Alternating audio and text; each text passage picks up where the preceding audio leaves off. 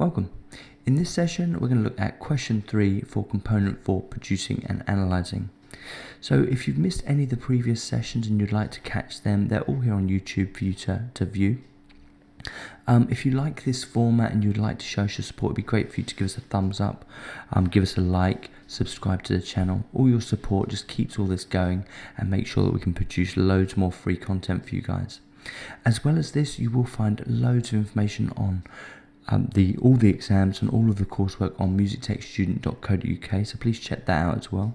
For a small fee every month, you can get access to all of the courses to help you successfully complete all of the components.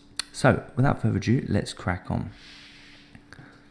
So for question 3, it's part of section A. So there are 5 questions in section A worth 85 marks. This particular question is worth around 11 marks. That could change each year, of course. In section B, you'll get 1 question and that'll be worth 20 marks. So what kinds of things can you expect from question 3? So once again, it will be a mixing and producing question, and there'll be mixed question types. You will be expected to import and export audio and MIDI files. Once again, the sample question is worth 11 marks. You also have full use of your DAW. So just like questions 1 and question 2, you will have full use of your DAW. So if a question comes up that asks you for a certain piece of information, more often than not, you will be able to find that information in your DAW, just using a few of the techniques that you've learned along the way. So once again, this question will be based on one audio or MIDI part. So in this particular one, you'll be asked to import both a MIDI part and an audio part. So let's look at some of the questions from the sample. So this is question 3, and it's all about the chord part this time. So it says here, import the MIDI file chord.mid to a new track in your DAW. Align the part so that the chord begins at bar 10. So this is the first time that you've had to align a part that doesn't start at bar 1, and they're just testing you on your snapping and your quantizing skills to make sure everything goes in place. So this particular question is worth 5 marks, and you will be given one of those marks will go towards making sure it's in the right place and that it plays back correctly. So the second import that we need to do is for the example WAV. So it's the same chord part that you are recreating, but this time they're going to give you a reference track for you to recreate from. So once you've imported this track to a new track in your DAW, then you're going to have to start going through the processes of this instruction. So it says here, create a synthesizer sound that matches the timbre of the chord example. So each one of these bullet points will be worth a mark each. So the first one it's asking you is to match the octave. So make sure you listen very carefully, make sure that when you're manipulating your whichever synth or whichever plugin you decide to use, that you get the octave exactly right. So the next thing it says, use a saw wave without any effects. So you have to set up a saw wave and make sure that goes into the part. And once again, if you don't use a saw wave, use a square wave or whatever, you won't get that mark. They'll be very audible and they'll be able to hear that. Then you have to match the filter, and then finally you have to match the envelope. Most of this information you will be able to find in your DAW. So for instance, the filter part, if you look at the EQ of the example, you should be able to roughly see if there's a low pass filter or a high pass filter based on what's happening in the analyzing spectrum. The envelope's slightly harder to determine, but when you're listening back to the notes, you should be able to hear if it's a long attack, if it's gliding in. You should also be able to hear if it's a long or short release.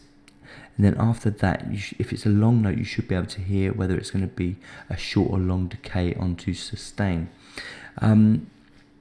The decay effect will drop the volume. So from the release, it will go up, and then once it stops going up and it starts coming down, that's how you're going to determine the decay.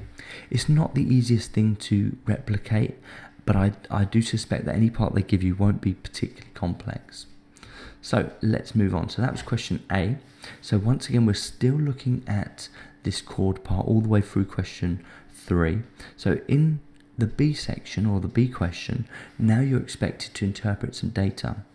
Now, if you look down on the velocity side, this question is going to be worth 4 marks, so each correct answer will get you a mark.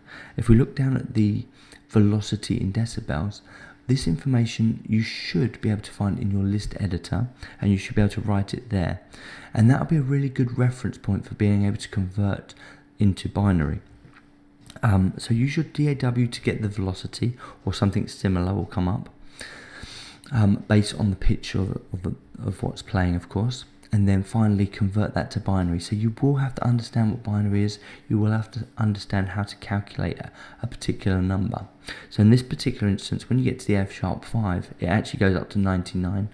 And the binary code for that will just change the 0 at the end to a 1, just showing that each binary number is converted into 1s and 0s.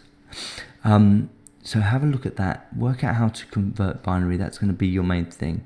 Once again, sometimes this question comes up, sometimes it doesn't, but you will need to understand the numeracy of music tech for your exam.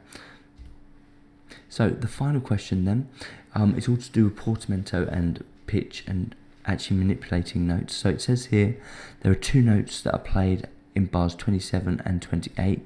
Create a smooth sustained slide in pitch between these two notes.